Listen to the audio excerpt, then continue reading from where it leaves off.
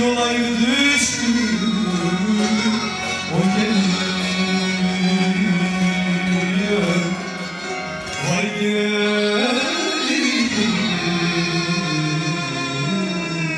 Yayla yollarına yürüye geliyor, oy geliyor. Alışanların üstüne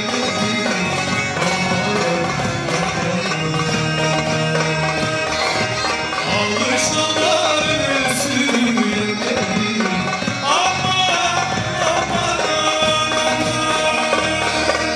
aman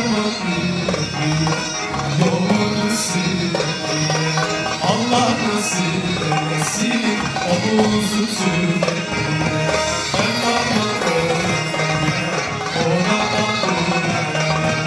Allah nasip eylesin omuzu.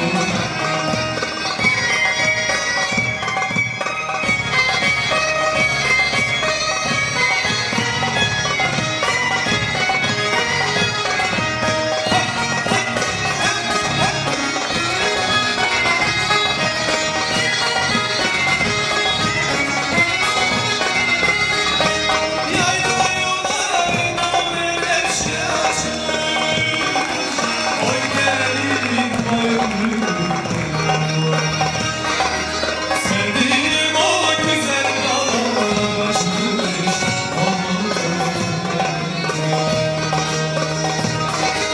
ünleri karşıladı, odayı ölçedi. Ünleri gülsün diye, yanımı gelsin diye. Ünleri Fatma diye, kaşlarım çatma diye.